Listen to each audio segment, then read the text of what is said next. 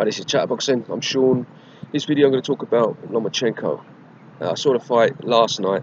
I didn't see it Saturday night. I was too knackered to stay up. It's been a long week, so I did see it Sunday night, and yeah, and another highly impressive performance. Now, he moved up in weight to take on the #1 man in the division. Took the fight to him. And Linares is very, very skillful. He was much bigger, taller, longer reach, very fast hands as well, like quick combinations. Now he's very, very good. He's fought. His last fight was definitely his last fight was against the Southpaw, Luke Campbell. I'm not sure. I think maybe the one before that as well. So he had good preparation going into the fight. He'd been busy. I think he'd on like a 13-fight win streak. Mikey Garcia didn't want to fight him. Get to that in a bit. But yeah, he was the best in the division. He's like the Ring magazine champion. So yeah, for Lomachenko to just sort of go up in weight, take that opponent on in the first fight at the weight, it tells a lot about him. Linares did well. He managed to make it competitive throughout. It was by no means like one-sided. I do think Lomachenko was winning most of the rounds. His work rate was too much for Linares. His pressure was breaking him down. It's the mental pressure. I mean, the physical pressure as well, because obviously he's hitting you a lot.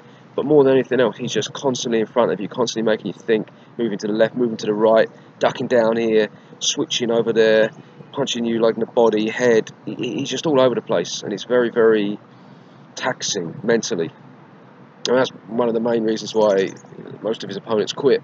They just can't handle it.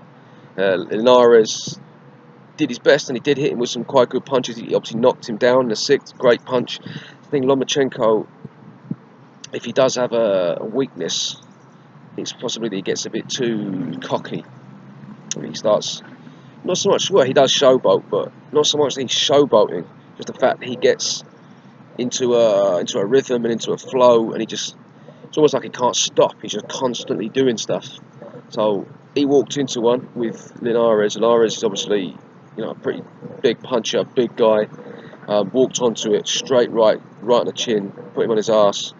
Got up, backed off a little bit. We managed to see the round out, but then just came back and took it to him again. Being smaller, not as strong, not as hard a puncher, but he still put Linares onto the back foot just for his pressure and mental pressure. Just the fact that he's in front of you, and you know that if you hit him a couple of times, he's going to hit you about 5 or 6 times at least, and he's going to vary it up. You don't know where they're coming from and get you in the kidney, solar plexus, temple, chin, nose. I mean, you name it, he's getting you everywhere.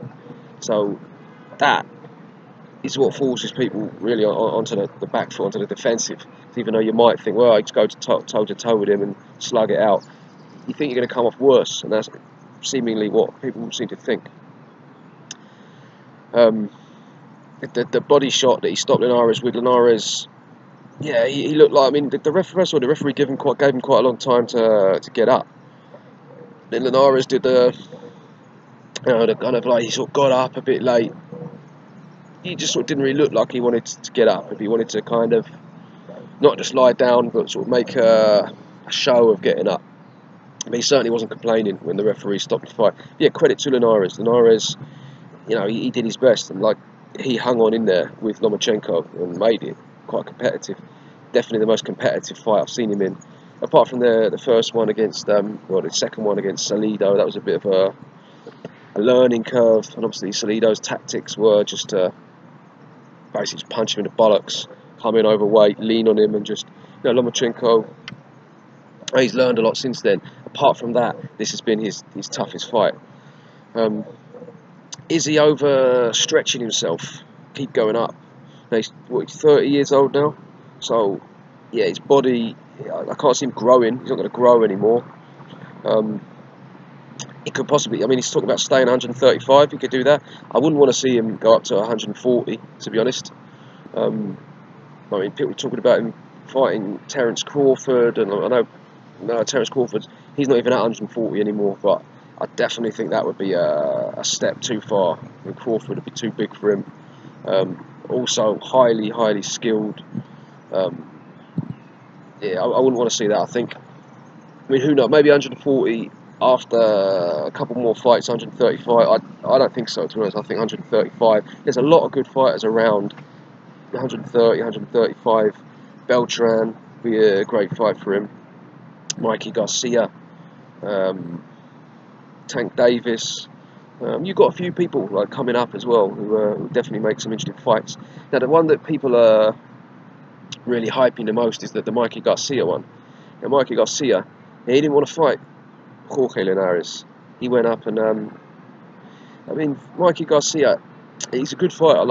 I rate him, but I'm not really a fan of him, to be honest. I don't really like the way he goes about his business. To me, he just seems like a cherry picker.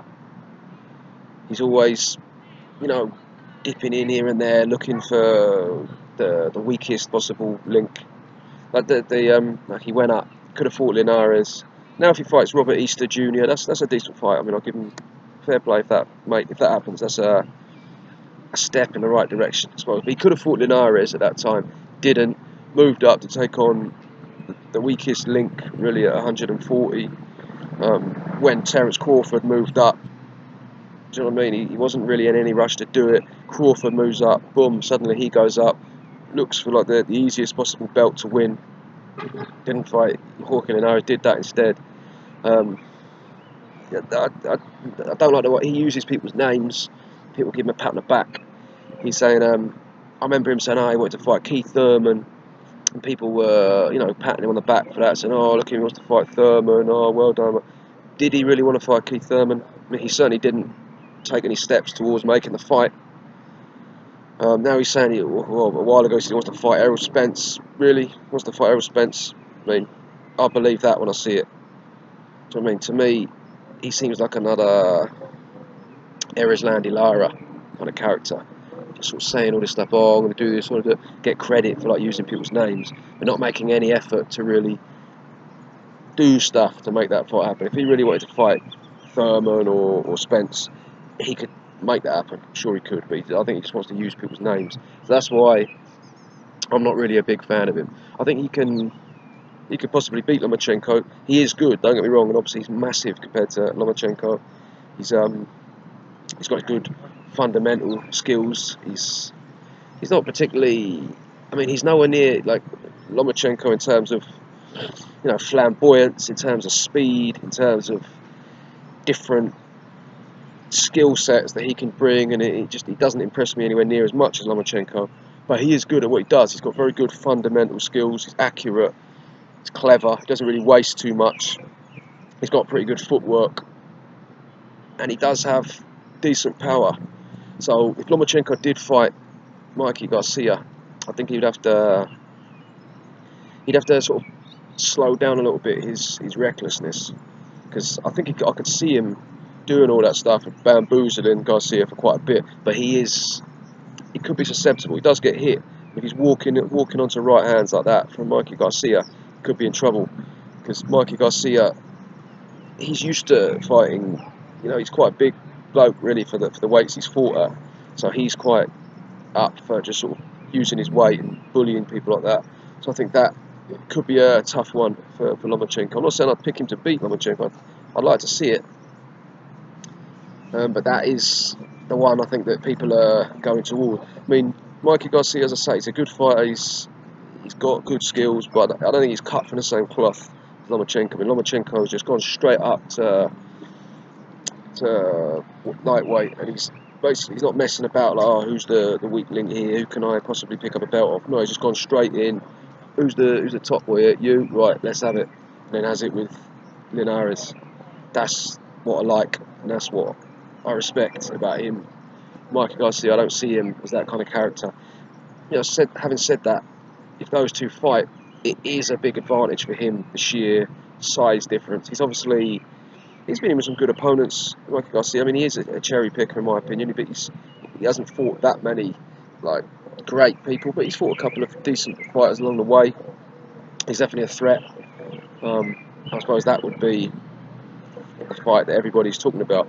Personally, I think I wouldn't mind seeing Lomachenko go back down to 130 pounds, at least for now. He can always come up to 135 after. I mean, he can fight against you got Beltran, Tank Davis. I mean, there's quite a few people down there. You know what I mean? I like what he's doing. I like the fact that he's just steaming through like anyone he can find, and just literally. What I also like that in his last fight, like he fought against Rigondeaux. And a few people saying, he's sort of ducking Rigondeaux, just sort of talking a lot of shit on Twitter. He was saying, he's ducking him, he's too scared, he's blah, blah, blah. Even Conor McGregor. Conor McGregor was saying, he should fight Rigondeaux and all this kind of stuff. So everybody was saying it. So then he's going, all right, Rigondeaux, I'll give you what you asked for. Goes in there, absolutely embarrasses him, and didn't really use his size particularly. I mean, yeah, obviously size was, but that wasn't what won that fight. He just 20 times more skillful than him, to the point where Rigondeaux just gave up. Now, Rigondeaux obviously wasn't as sharp potentially as he used to be. He hadn't really fighting great people. He'd been a bit inactive, but still, he was still a very, very good opponent, and that was the fight everybody wanted to see. So he fought him, and you get a load of people making excuses, saying, he's fighting a smaller man, he's blah, blah, blah, even though he said himself he didn't want credit for it. So everyone's saying that. So what does he do in his next fight? Goes up in weight to take on someone who's bigger, and not only that, the best person in that weight class. So yeah, he's ticking all the boxes for me. He's definitely one of the best in boxing right now. So yeah, let me know in the comment section who you'd like to see him fight against. I think Mikey Garcia, obviously, I would like to see that, but I would also quite like to see him go and unify some titles down at 130 pounds. But yeah, alright, well, let me know what you think, and that's all I'm going to say about it for now. Thank you very much for watching.